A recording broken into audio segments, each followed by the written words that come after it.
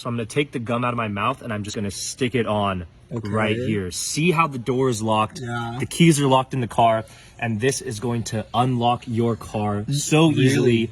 So this is the process.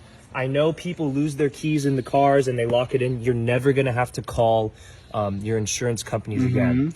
So I have 2 C batteries, and what I'm doing here is I'm going to create a supercharger to open up and pop this open. What? So you don't want both positive ends on one side. You want to alternate it. And now I'm just going to use a rubber band and close these together so they're really tight, right? This is the first step, right? Pay attention closely. So now what we're going to do is we're going to take the iPhone charger. Everyone has an iPhone charger or a cable like this in their home. And the whole point of this is that you can use stuff in your house. If you lock your keys, you can run back in and just get it, no problem. So what I'm gonna do is you wanna create a point of contact from this end onto both ends here. Make sure you don't want it to be on the left side or the right side. It has to be touching both. So now that I have it touching both, I have electrical tape, and I'm just gonna tape this piece onto here so that it stays put. So I cut a piece of electrical tape off. You want to use electrical tape preferably, but because that is what helps conduct it. But if you don't, my buddy just used this to unlock his car, and he actually just used blue painter's tape, and it worked fine. But electrical tape is preferred. I have it in my house. So look at this. I'm just going to tape this on here, right? Remember, maintaining that point of contact between the positive and negative ends of the battery.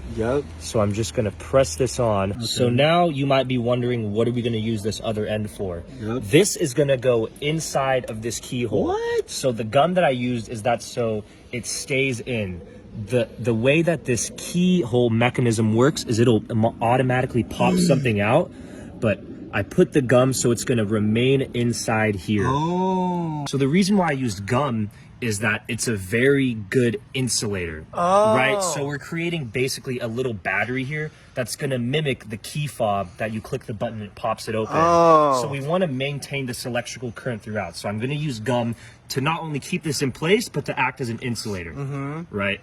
So now that this is in, we wanna create basically a catalyst that's gonna send an electric charge from this battery into here, and it's gonna pop this open. So all you need is a lighter of any type. When my mom did this, she even just used a gas station lighter, but this is what I had in my house. Like I said, the whole point is that you can do this with items inside of your household.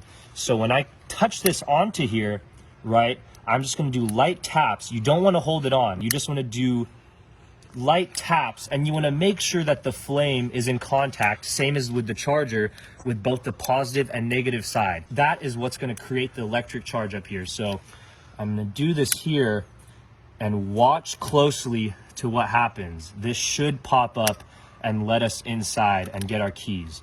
So it might take a couple tries. I might even hold it on for longer for this one.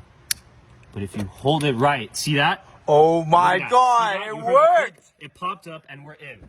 Look at that.